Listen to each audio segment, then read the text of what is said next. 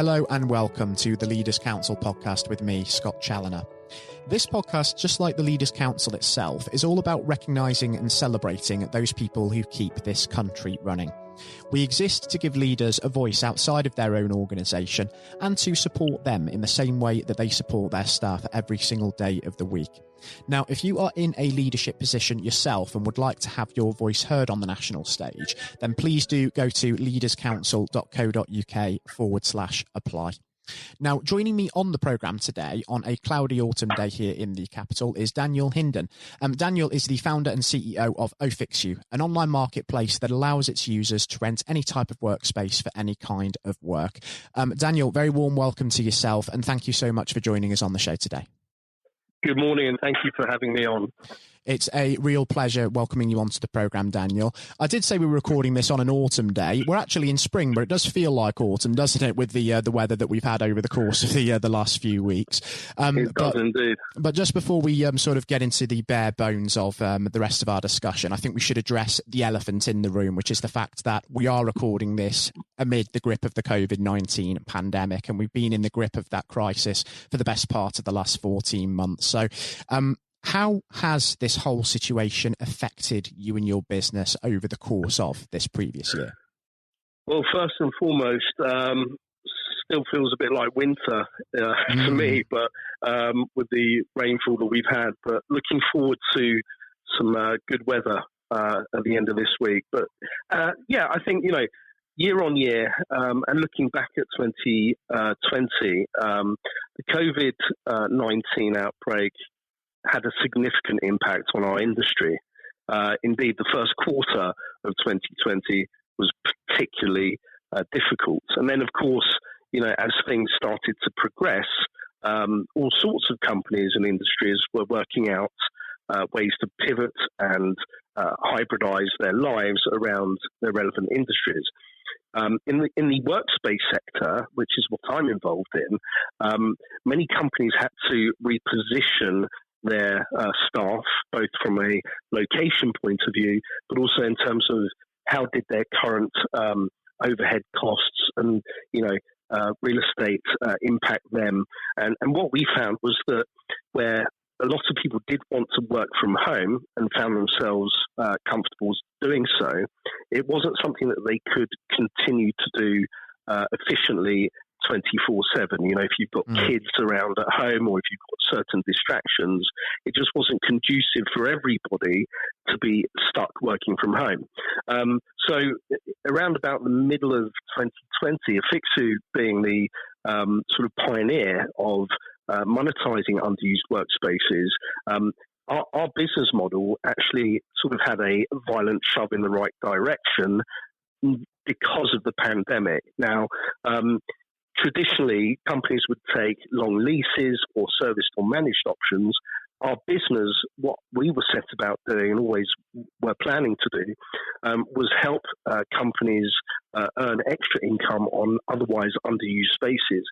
So I actually had, as the founder of Ofixu, had a bit of an epiphany during the summer of last year. And I thought to myself, before the pandemic, 25% of people worked remotely but couldn't access on-demand workspaces. Now that number, due to the pandemic, had crept up to, hockey stick when, in terms of the curve, it went up to 72% of people working from home. Now, our biggest moment last year for the business really was around sort of June, July, because although the lockdowns were starting to lift, and if you remember, there were those moments between lockdowns where people were expected to go back to work somehow, we noticed that the number of people working from home has sort of settled down to around about 45%, which was a great moment for our business because pre the pandemic, 25% of people was a good sort of target market for us to go at in terms of evangelizing our concept, letting workers know that they can access and tap into flexible on-demand products. But it wasn't as big as the middle part of last year. So I really had an epiphany, and I felt that moment in our business was pivotal for the future. Now, if we look at post-pandemic, where we are sort of getting towards now, I expect, looking at the different numbers out there, that the number of people working from home and, let's say, a conducive workspace 2 or 3 days a week, I think that that's sort of going to settle down to around about 35% of the working world. So, I think what people have done, and just sort of summarise all of this, is that I think people have discovered a way of not being tied to one particular workplace environment, be that at home or be that in a hybridised, flexible workspace. And I think that that's a great discovery to have, both for wellness, well-being, removing huge overhead costs from a business. I was talking to someone last week, and they were saying that their rental was $3.2 million a year, which is just unfathomable. I mean, what a massive cost that is. And, I just think that there is a definite new wave now, sorry for that expression, a new wave of those that want to split working some of their week from home, so you can see your kids, see your families, reduce your commuting time and commuting costs, and sort of couple that, tie that with a couple of days in the office, to check in with colleagues and do your weekly catch up. So I think my experience of the pandemic is that the first half of last year was excruciating, not only for the industry but for ourselves. But as that second half approached, quite a pivotal moment, I must say. And the future looks really promising for Work 2.0. It's good, isn't it? Because we've really seen, haven't we, that there are some aspects of the lockdown period that will remain in the business world, and how we operate in this country once we move out of course, the COVID period. And flexible working certainly is one of those. And having seen sort of innovation pivoting at an unprecedented scale, it seems that your business has really sort of cottoned onto an opportunity there. And of course, when there is a crisis like this, there will still be opportunities as the work environment changes. And that's really sort of held you in good stead for the future.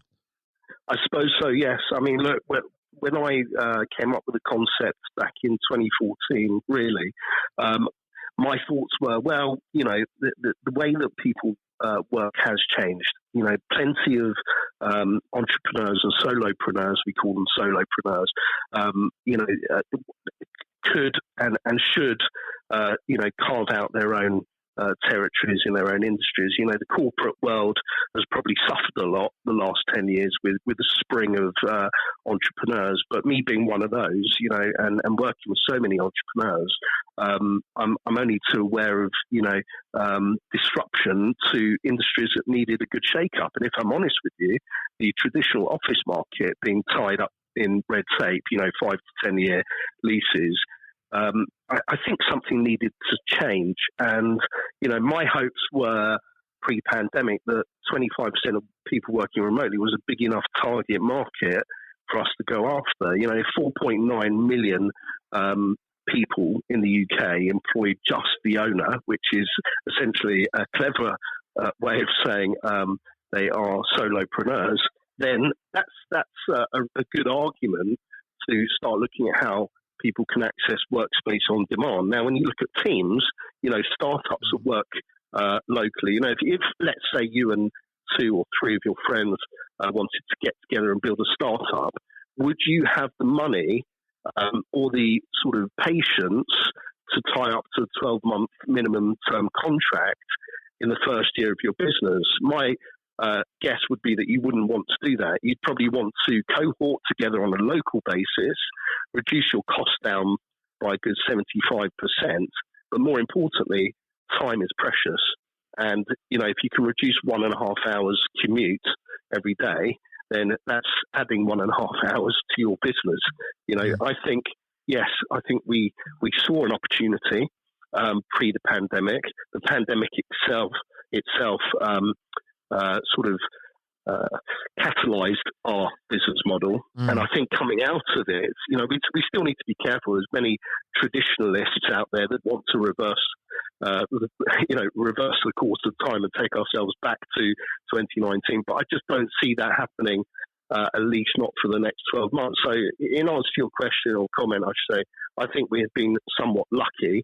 It's still a lot of hard work for us to do to keep evangelizing that not only can people earn income on unused workspaces, but that the world can access those spaces, just like if you were using Airbnb being the sort of analogy, if that makes sense.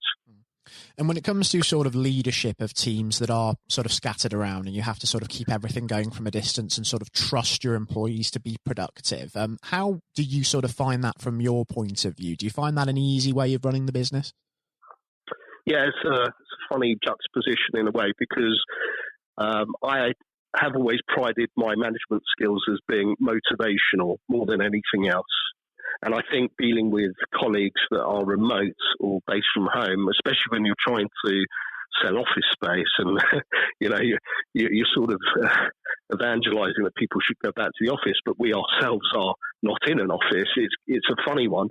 But be that as it may, I think my main sort of skill set as a manager has always been to motivate people. So if you can find those good, you can find the good talent and that they're reliable and resourceful, I think, that's been the sort of proof point for us over the last years. How do you keep people interested? How do you keep people motivated in an industry that's clearly had some suffering, but keeping on at the big prize, which is we're now coming into a moment where, through no fault of its own, the world has now got to shapeshift itself around workspace. And I think I'm constantly educating my colleagues, and they're educating me as well, on what does the working world look like, what do people want, what do people not want. And I think now is a very exciting time for us. So anybody joining the company should be rather enthusiastic about it. But yes, last year was very difficult because, if we weren't able to do in-person tours, we had to encourage people to do virtual tours. But, we still managed to get through that as an objective and find ways around doing things. So I think as long as one can be, able to, diversify themselves and their business and not get stuck and fixed on things that used to work and be prepared for change, then, I suppose that's what we're about, being motivational and sort of adaptable and agile in an industry that's very fixed to the ground. I think, what the next year looks like for us is that it's a bit of a mix. You've got service operators like Regis and WeWork that are doing rather well right now, by the sounds of it, in terms of occupancy levels. But there's still so many leased buildings, banks that we're talking to at the moment, for example, where in one case they've got 8,000 square feet. How do I get my team enthusiastic about selling that? Well, it is an exciting opportunity that we can be the ones to, monetize space and show people how to access spaces they've never seen before. I'll ask you the question: would you yourself, would you like to go and access an office space that, let's say, is a part of Apple's London head office? You might say yes. You might say, no, I'd rather work in a Starbucks. And we would say, well, is that conducive for you? So it's just building out a whole new territory of properties and showing people that there is more that exists than they realise. What I will say as well is the one thing you did mention is the importance of this marketplace to the work-life balance as well, and giving people that option. Just thinking about that for a moment, the whole issue around mental health has really been amplified, hasn't it, by the pandemic as a whole. So how have you found it managing that side of things? Have people sort of found themselves struggling during this time, you found, within your business? Definitely. And, even now there's still whiplash. I call it whiplash because the resurgence of the workforce is one thing, but people want to take on so much so quickly. I'm very mindful of that. I worked in the corporate world 22 years ago at News International. I worked on popular titles such as the Times and Sunday Times. I loved my job and I did it 6 days a week. And I realised that I needed time out for myself. Now, you and I both know that 20 odd years ago, the traditional working world wasn't as inclusive of, let's say, mindfulness and wellness as it now is. Only last week I took a client out to see a workspace that had a sort of subterranean caged gym in the basement, which is something to behold. When I saw the resident companies, they're all. There must have been about 20 people in this gym in this building, provided by a very well-known workspace operator. And I just thought, how fantastic is that? A couple of decades ago, it was, well, why are you 1 minute late from lunch? Or, you're here till 6 o'clock on the dot, don't you? And, it was all of that kind of environment that made work very stressful. Current stress of work is about what does today and tomorrow look like. And, certainly colleagues of mine had moments where, I thought, how am I going to get them out of this thinking, which is, the market isn't moving yet. And, we're not Amazon and we're not Tesco's and we're not, riding it to the moon with, 400% revenue increases year on year. Some industries were severely impacted. And I suppose that, we're not quite on the level of travel, tourism and, and sort of international flights, but maybe one level up, because we're talking about, people and footfall in spaces. Everything that has a space or a seat was affected. And although the working world was, if you were able to go back to work, you should go back to work. It was very ambiguous, the information coming out of the government, understandably so. Mm. But I think the sort of anxiety now for staff and certainly industry wise is what's expected of me now. What the bosses expect me to do. If you're Goldman Sachs, well, the CEO of Goldman Sachs wants 100%. Return to work for all staff, and that's because they need to have that kind of hype and manic environment about them. But that might not be true of designers and companies with other skill sets. Mm. So where we sort of fall into as a business is actually we can operate this business off laptops on a beach, but for those that want to get back to work, we're in a great position because we felt it. As much as companies will say, these are our needs, and this is what we want. We know what customers want. We've been forced to work from home as well. We know how much people want a new office. So I think the empathetic value of what our people can bring to the argument of returning to work is one that will help our customers to decide, in a real and truthful way, what's a good workplace strategy for them. Whereas, we still endorse working from home, but we sort of say, look, can you do that sustainably week in, week out? Is it good for your mental health even to be at home 24/7? There's so many arguments from whichever standpoint you're at, but luckily we've been through that standpoint as a team ourselves. We've been nomadic.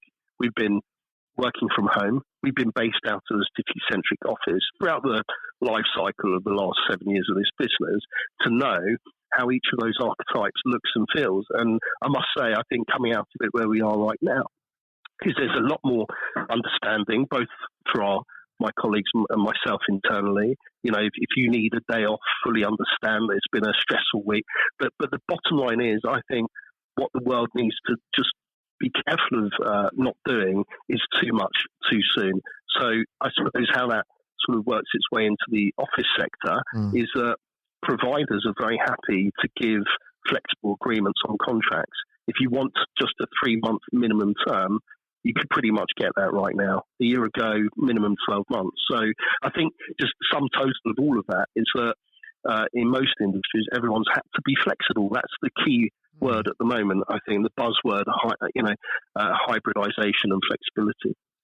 I think that's absolutely right. Yeah, but certainly mental health, which is, certainly, it's something that we all need to be careful of. Is not doing too much too soon. And I think, what better position to be in than to hybridize your workplace right now, not just because of the pandemic, but because I actually think people need bedding in a bit rather than rushing back and getting that, full bums on seats, if you will. Mm.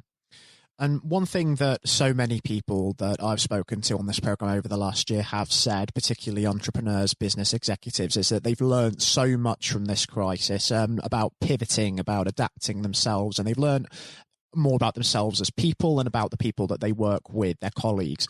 Now, thinking about learning, you've already talked about the epiphany that you've had, so it's clear that you have learned an awful lot from this experience. But my question is, Daniel, would you say that as a result of this experience, you're a stronger business leader than, say, you were 14 months ago? Yeah, you know what? I heard people talking about this reset button, and I didn't really like the expression at all because, you know, free will is something that we all have. And what I discovered about myself was that, you know, if I'd have taken everything I'd read seriously, I'd be beholden to when I could return to work, how much I could work. And I think the biggest discovery from all of this is like the resilience factor, really, because, you know, when you know, I hate to say it, but there are lots of different, you know, people out there with different circumstances. Some people have been sat on salaries for the last year working from home. When I say sat on, I mean, I don't wish to sound rude or condescending, but others haven't had that sort of safety blanket of a salary. Some people are self-employed. Some people are, you know, working for charities. You know, trying to take into consideration all types of people is something that I've sort of woken up with, which is that whichever way you look at it, everyone was caught at home at one point, and that kind of reduced everyone down to ground zero. Maybe not financially, but in terms of the sort of, you know, structure of one's day, you know, how much you're doing activity-wise. We've all been in it together. And if you remember during the pandemic year, we're all in this together statement. I mean, if I'm honest, it's something I'd like to have seen pulled through in the return to work, is that, you know, there's a lot of people that are out of work. A lot of people need jobs. Thanks to the government gateway scheme, including ourselves, we've managed to hire some brilliant talent via that channel. And I just think the total sort of feeling on all of this is that we need to be more inclusive of one another, be more understanding, because, you know, industry and work is business is business. I get that. It seems black and white to many, but at the same time, there's so many people out there that see work as a pleasure. You know, it doesn't have to be that it's so black and white. And I think whilst that's the case, it's so good to be able to nurture great results from colleagues and clients that it's done through, you know, love, care and fun. Just doesn't need to be so hard-nosed. And I kind of think that's what I've learned, and I think a lot of people I know have learned, is that whereas, you know, emotion and feeling didn't really play a part 20 years ago, I think we now embrace that better than we ever did before. And that's only been helped by, you know, the togetherness displayed during the pandemic. I think we should be a lot more supportive of one another post this pandemic. And for me, that's what I'm hopeful for. Hopefully so. And I would like to talk about the future in a little bit more detail just before we do wrap things up, because I'm conscious that we are running short of time. We talked a little bit about what the marketplace for you could look like over the course of this coming few months. But with regards to the next year as a whole, what is it at Ofixu as a business that you're really hoping to achieve over the next year?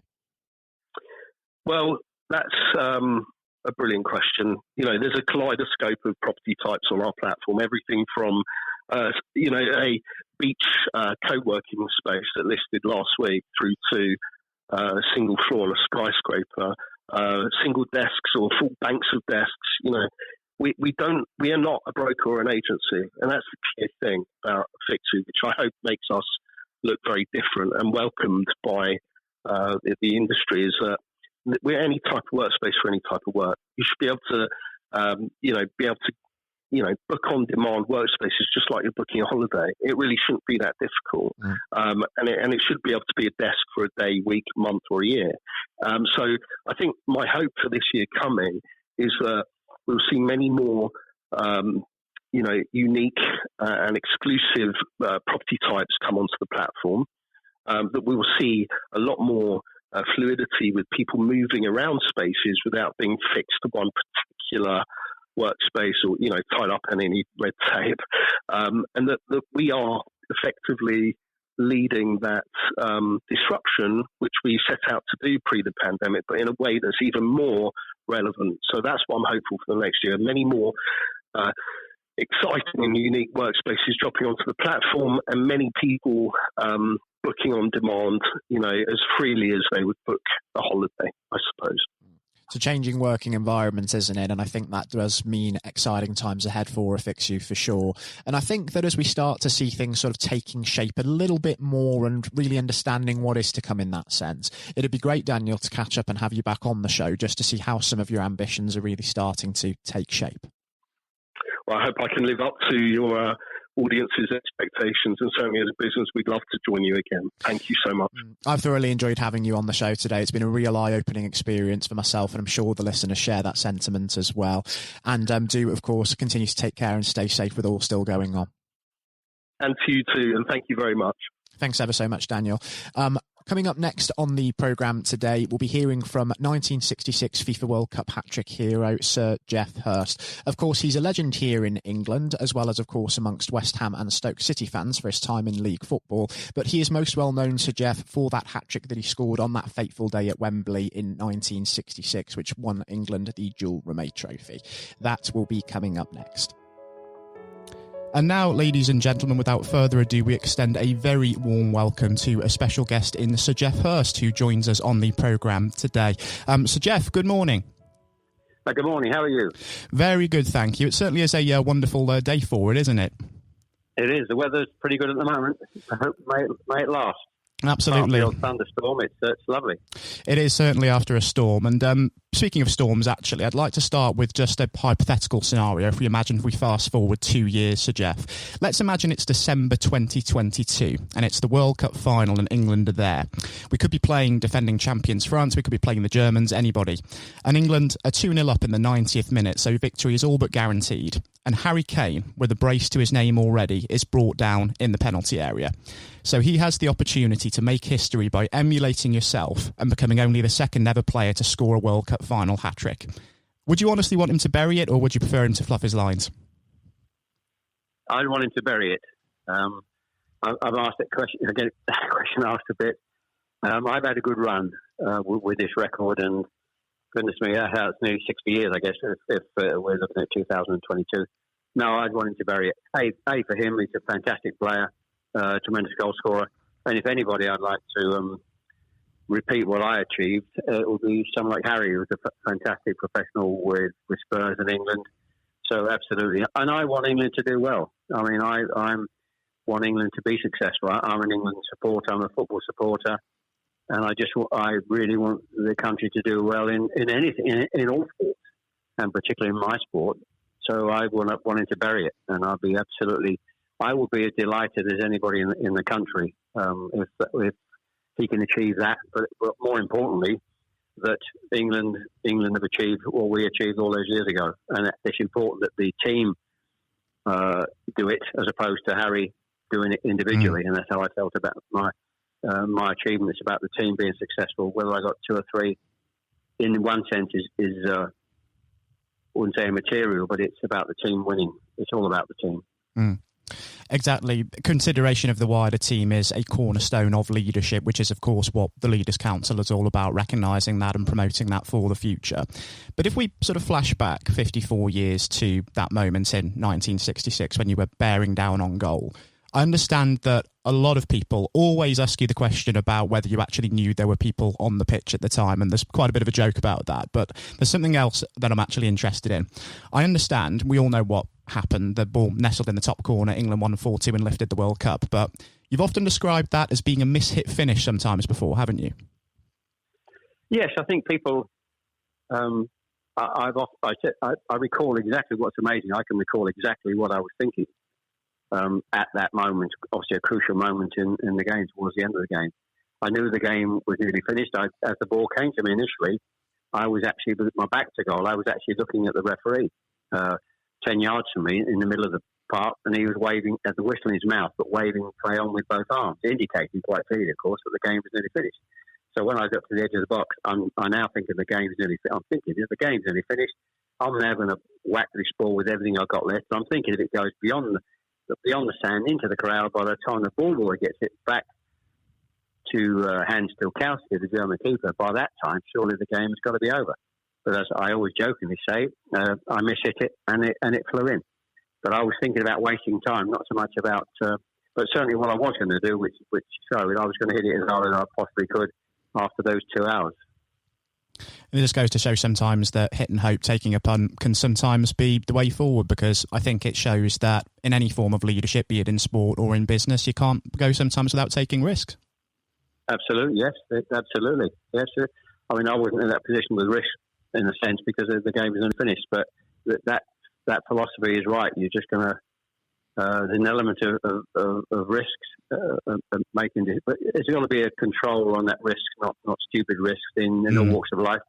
An element of maybe doing something you're not too sure about, but sometimes in life you've got to have a go. You can't be successful in terms of long-term leadership if you're just always sitting on the fence and not taking any chances. I don't think that's where the great leaders will get to by having that kind of philosophy. You've got to move forward.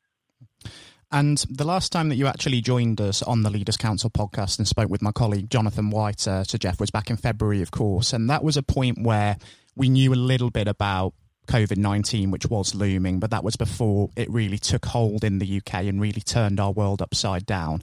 And before that, this summer was meant to be all about the England national team once again, who were going to the European Championships.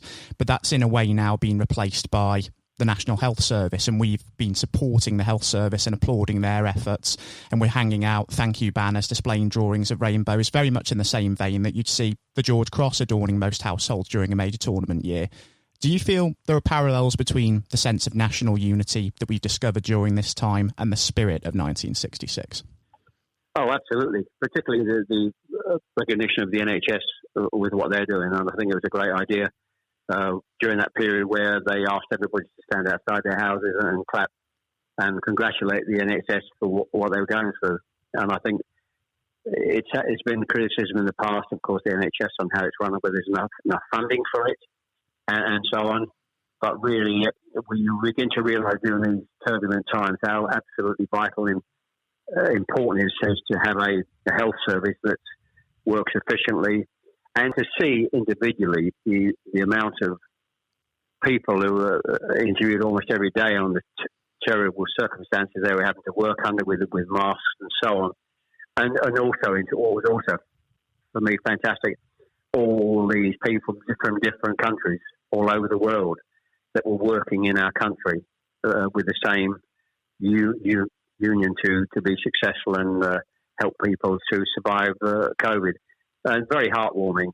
And I think that kind of feeling, I probably, as a player in 66, I probably wasn't aware at that time of the unity of the country. I've learned that over the years when I talk to people who were about 66, and they will tell you what a great day it was and where they were, remembered exactly what they were doing and the fantastic stories. So that identified then as that great unification of the country, 30 million plus viewers, the biggest TV viewing audience we've had. So today, it's certainly through this pandemic, and the NHS has been absolutely magnificent, and every single person, some very fantastic and heartwarming stories of how they're dealing with this unbelievably difficult situation from a health perspective. Fantastic. So that was really heartwarming to get out and cheer and clap on the balcony for the NHS. Fantastic. Certainly inspiring what we've been seeing from the front line as well. And flashing back just to 1966 again, just from a leadership point of view, the manager that made all of that possible and oversaw yourself and your teammates on the road to the World Cup was, of course, Sir Alf Ramsey. What sets somebody like him or Ron Greenwood apart from other coaches? Because I understand that both men had a profound impact on you, not just as a player, but also as a person as well. Well, I think that I was very fortunate. You're talking about coincidence and the fortunate in your life to be at the time when I was physically at my best during those years. Born earlier or later, I wouldn't have been around physically enough, clever enough, technically good enough to be around, to be a good player. But at that time, I'm involved with arguably the greatest coach we've seen in this country, Harry Redknapp. who's been around a long time, would still say he is the best coach he has worked with. And that's 50 years having been in the business plus. And then moving on to having at national level, a great manager.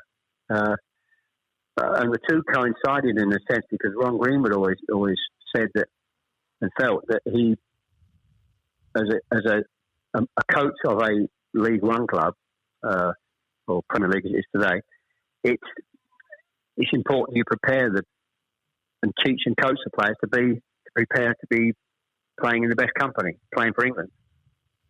And so he prepared us to be playing for England. And then Alf Ramsey knew the players to pick. Discipline was his big skill, making sure those players were disciplined in the right formation. So the two combined, moving from one to the other, how can you possibly be as fortunate as I was? It was just amazing. So I think I think there are two different aspects of football in terms of leadership. You've got a coach who's a team coach who's a teacher effectively. Then you've got the other kind of character who's a manager who manages people. May not be quite so good technically on the coaching aspects, but by that stage, Ron Greenwood passing a coach person to Alf, who then managed from a discipline point of view, because you're managing people from the whole country. You're not just managing a club. You're managing people, different characters, and all over the country is slightly more demanding job in that respect. So you've got to hone that lot of all over, different characters, strengths, players, into a unit to play for to represent England. So Alf Ramsey was very good at that. His discipline was fantastic. So the combination of the two, you can't say I can't be I'm so blessed to be as fortunate as I was to come across these two fantastic people in my life, in my football life. And I suppose for every Sir Alf Ramsey and Ron Greenwood as well that you have worked with, there are also coaches out there that one might work with that perhaps might not get the best out of players during their, of course, their peak. But just as much as you can learn from, of course, coaches that do get the best out of players, you can learn as much from less effective leaders as you can from good ones as well, because that experience can ultimately mould you as a person, can't it? Oh yes, I think leadership's important and coaching and teaching is important. And the great teachers and coaches and managers have that skill. Sometimes it's an innate skill in management. They have it. But I think you can learn, if you're sensible enough, to learn from people who are teaching you or coaching you. It's not the right way to go about teaching you or coaching or managing you. You can learn from that.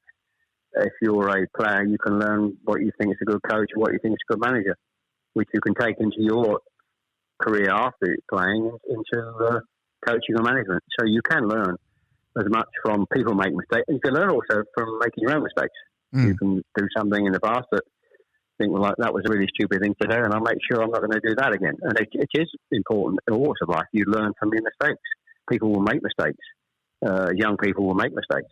But it's learning.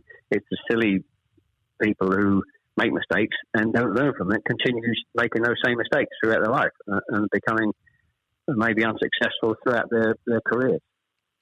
Completely understand exactly where you're coming from. I think it's almost impossible to become an effective leader in our profession without having that learning curve of making mistakes and learning from them exactly. During your conversation with Jonathan back in February, Sir Jeff, I know that you and him discussed at length some of the big inspirations and influences on you throughout your career and throughout adulthood. But I understand that your love for football and obsession with the sport actually started a lot earlier, even if you were toing and fro between football and cricket somewhat at the time. I read somewhere that during your teenage years, you were once fined £1 for disturbing the peace after consistently kicking a football into a neighbour's garden. Is that true?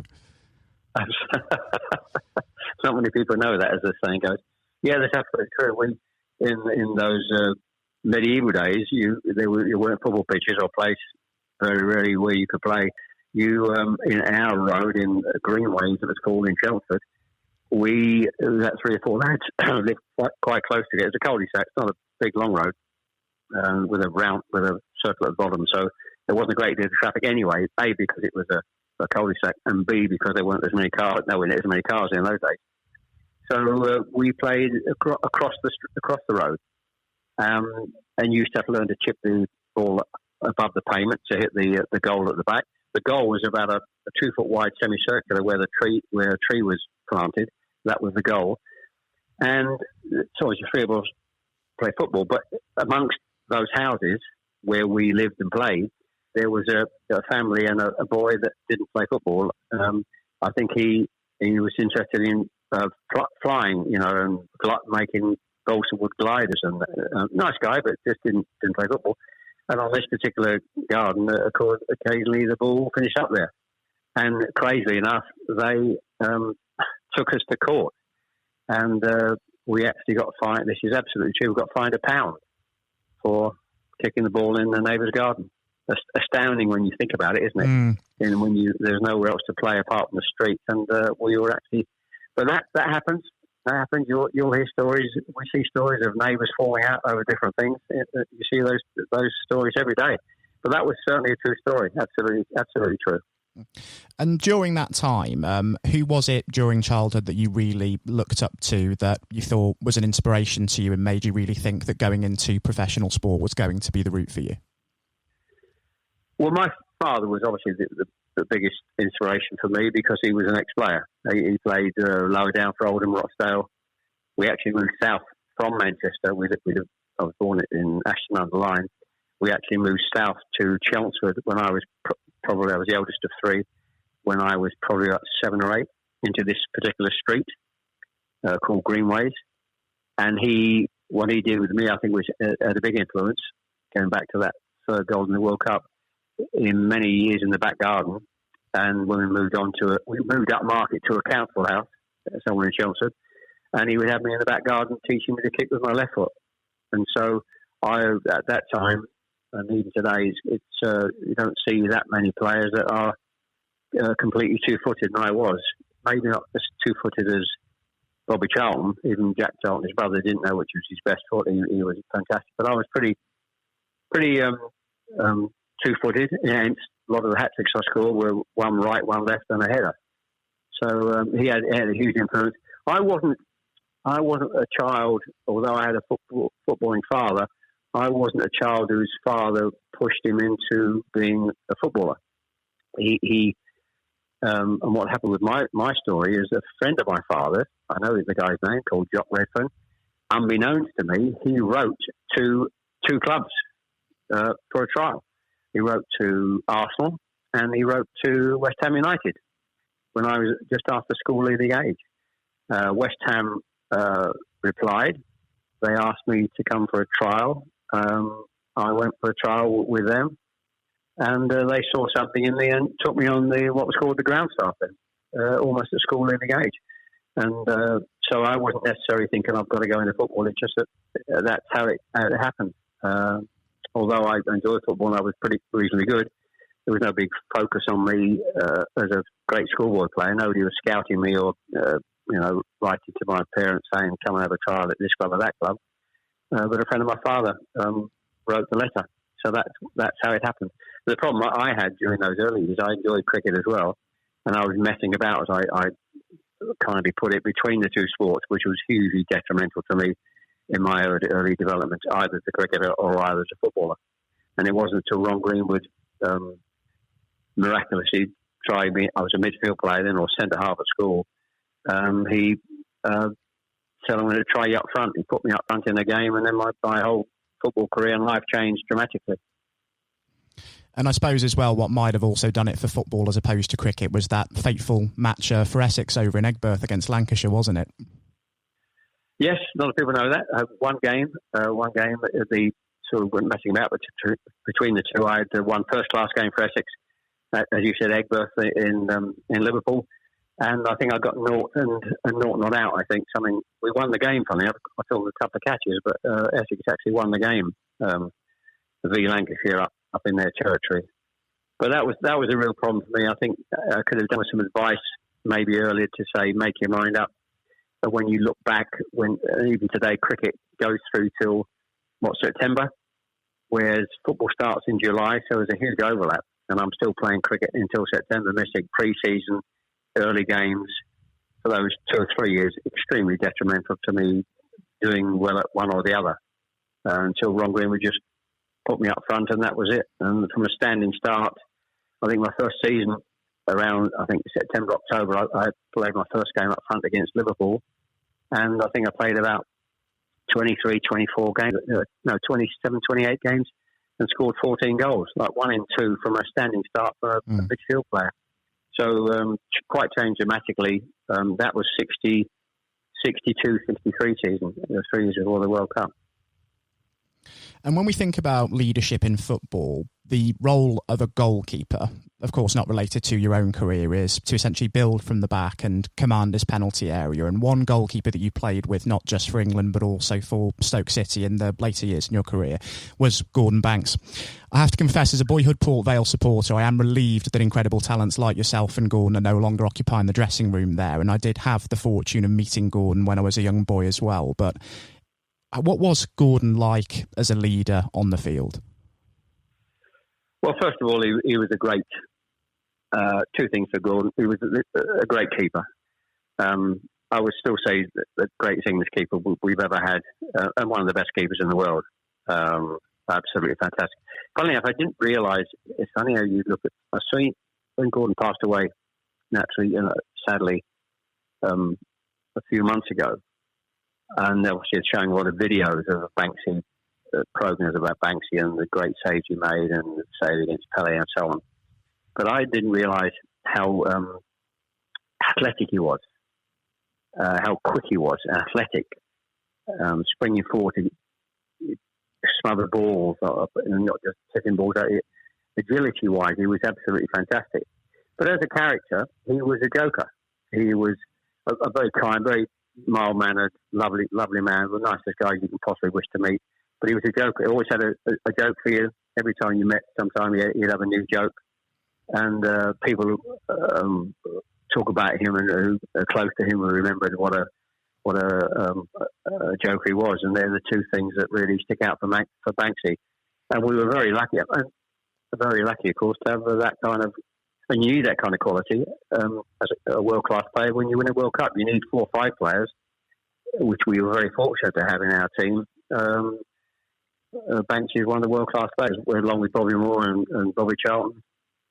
Jimmy Greaves, who didn't play, was a world-class player, put in the squad, and Ray Wilson, our left back, I'd always argue was a world-class player. So you need that kind of quality initially if you're going to be successful in winning a World Cup, some world-class players. And Banksy was up there, not with the best for me. And another thing from during your days at Stoke City as well was that a talented but then troubled young midfielder by the name of Alan Hudson first joined the club around the early 70s.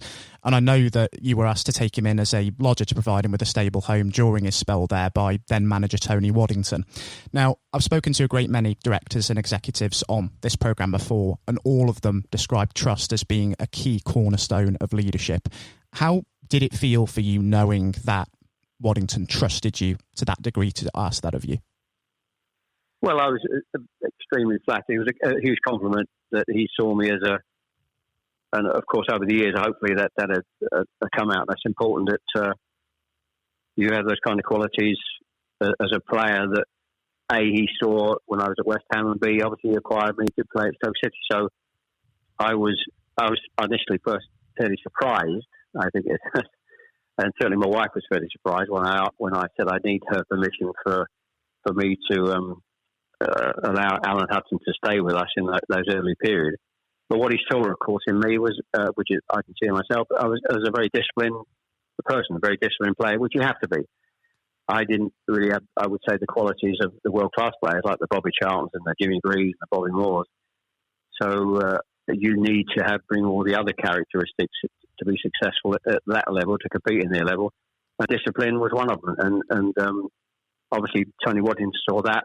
And if he wanted to he trusted me that I was disciplined enough to hopefully push some of my discipline into Alan Hudson, which we did. And in those early 6 months and couple of years, he was come up a bit heavy from Chelsea. He lost a bit of weight.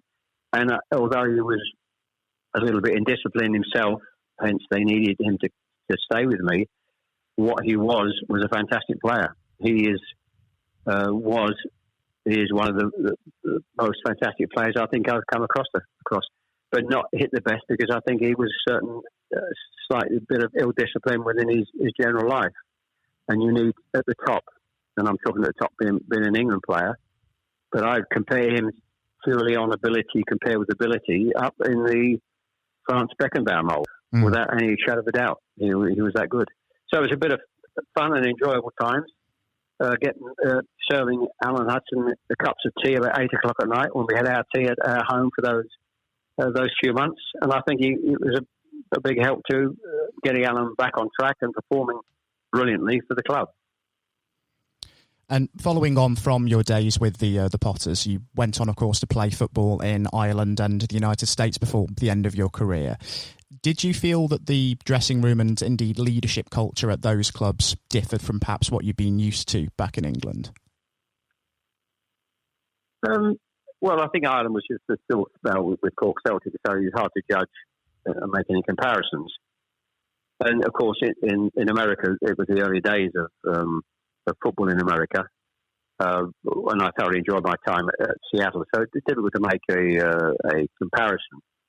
I think I was fortunate at West Ham. It was a great time for the club, and I was fortunate to play with Stoke City for 3 years, and it was a fantastic time for that particular club. They won, of course, the League Cup before I went there. Sadly, they knocked us out in the semi-final. So it was a marvellous time for that particular club, and very close. I think we played Ajax in the following year in Europe. I think we only lost on a goal over the 2 games against Ajax. So it was a great time for the club. So I'm very fortunate to have played for those 2 clubs. Only a short spell at West Brom, of course, but I think, as I always jokingly say, I think I was past my sell-by date then. West Brom was a fantastic club, but I wasn't at my best, and I felt it was time to retire, which I did. And Johnny Giles was in charge then. I think West Brom actually got up that year, but I made very little contribution to that success the club had.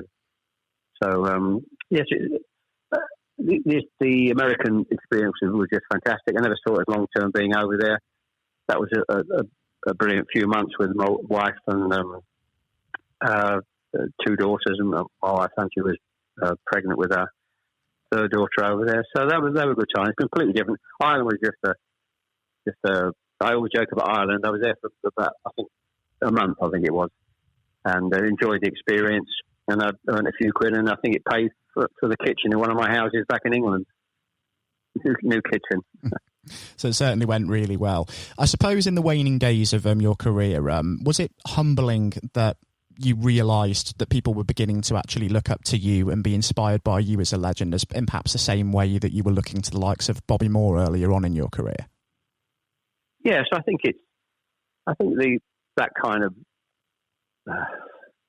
whatever the correct word is, I don't know, being looked at and revered sort of comes maybe longer, not some sort of immediately after you finish playing, but in the long term when and I always joke when people introduce me either to other people or introduce me on stage as a legend, and I always jokingly say you only start being called a legend when you're over 70.